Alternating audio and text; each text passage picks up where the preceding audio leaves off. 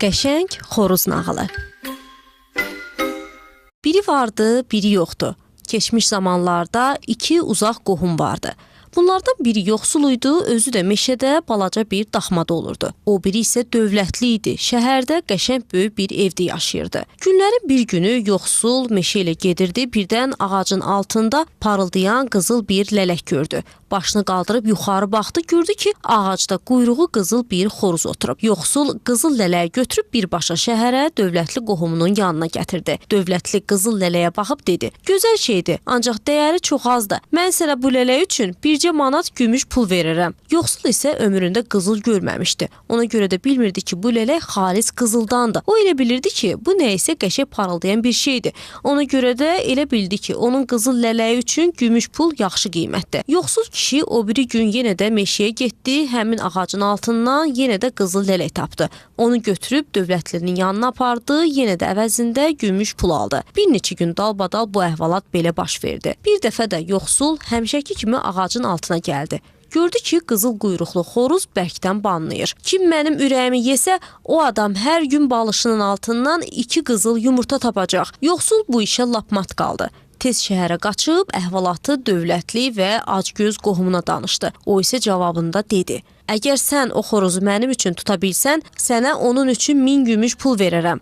Yoxsul onunla belə şərt kəsdi: "Sənin pulun mənə lazım deyil. Yaxşısı budur ki, mənim 2 oğlumu öz yanına aparıb onlara öz uşaqların kimi bax. Mən istəyirəm ki, onlar ağıllı və savadlı olsunlar."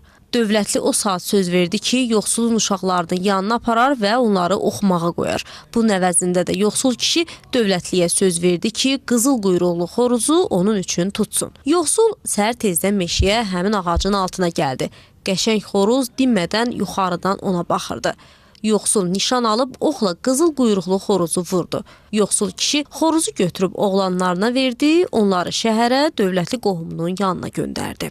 Dövlətli qızıl quyruqlu xoruzu görüb sevincindən atılıb düşürdü. O özü xoruzun qızıl lələklərini bir-bir yoldu, sonra onu yoxsulun oğlanlarına verdi ki, xoruzu bişirib nahara ona versinlər. O özlüyündə belə qərara gəlmişdi ki, yoxsulun oğlanlarını dərsə göndərməyəcək, qoy onun yanında qalıb nökərçilik eləsinlər. Oğlanlar mətbəxə keçib xoruzu bişirməyə başladılar. Onlar çalışırdılar ki, xörək dadlı olsun, dövlətli qohumları razı qalsın. Ancaq bəxtləri gətirmədi. Xoruz bişib lap hazır olana yaxın ətin suyu birdən qazanda pıqqa-pıqq qaynadı, xoruzun ürəyi sıçrayıb birbaşa döşəmənin üstünə düşdü. "Vay vay, bu nə bəladır başımıza gəldi," deyə böyük qardaş dilləndi. "İndi gərək xoruzun ürəyini tullayaq. Bir baxa, lap çirkli döşəmənin üstünə düşüb. İndi onu götürüb ağamıza verə bilmərik." Kiçik qardaş isə yalvardı: "Xoruzun ürəyini tullama. Mən səhərdən heç bir şey yeməmişəm. Yaxşısı budur ki, gəl onu götürüb yuyaq, özümüz yeyək." Qardaşlar belə də elədilər. Xoruzun ürəyini yuyub 2 yerə böldülər. Hərə bir parçasını yedi. Sonra da bişmiş xoruzu dövlətli qohumlarının yanına apardılar. Dövlətli o saat başladı boşqabın içində qurdalamağa ki, xoruzun ürəyini tapsın. Axtardı, xoruzun hamısını yedi, ancaq ürəyi heç yerdə tapmadı. Onda dövlətli üzünü qardaşlara tutub soruşdu: "Xoruzun ürəyi hanı? Onu neynəmsiz?" Qardaşlar bu vaxt əhvalatı olduğu kimi ona danışdılar. Tamahkar dövlətli onların əlindən elə hirsləndi ki, ağacı götürüb onların ikisini də evdən qovdu.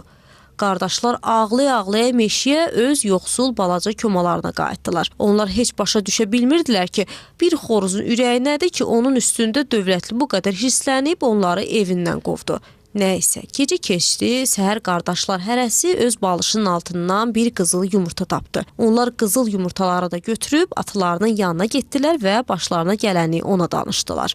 Atası onlara dedi: "Mənim o dövlətli qohumumdan ürəyim bərkincidir. Sizi evindən qovduğu üçün mən bu parıldayan yumurtaları hər kəs olsa sataram, təkcə ona yox." Elə bu vaxt yaxınlıqdan gəzərgi bir tacir keçirdi. Yoxsul kişi yumurtaları götürüb onun yanına getdi. Tacir dedi: "Bu yumurtalar ki, xalis qızıldır. Mən bu qızıl yumurtalara görə sənə yaxşı pul verərəm." Tacir bunu deyib, yoxsulun ətəyinə o qədər pul tökdü ki, o heç ömründə bu qədər pul görməmişdi. Yoxsul kişi ancaq indi başa düşdü ki, dövlətli qohumu onu həmişə aldadırmış. Qızıl lələk üçün ona gümüş pul verirdi. Eybi yoxdur deyə yoxsul öz-özünə düşündü. Bizlərdə bir məsəl var. Deyərlər ki, başqasını aldadan özü də aldanar. Elə belə də oldu. O gündən bəri qardaşlar hər gün öz balışlarının altından hərəsi bir dənə qızıl yumurta tapırdılar. Atası bu qızıl yumurtaları yaxşı qiymətə satırdı. Onlar indi lap yaxşı dolanırdılar. Ancaq ən başlıcası o idi ki, qardaşlar öz arzularına çatmışdılar. İndi onların ikisi də elm öyrənirdi və xeyli şey də öyrənə bilmişdilər.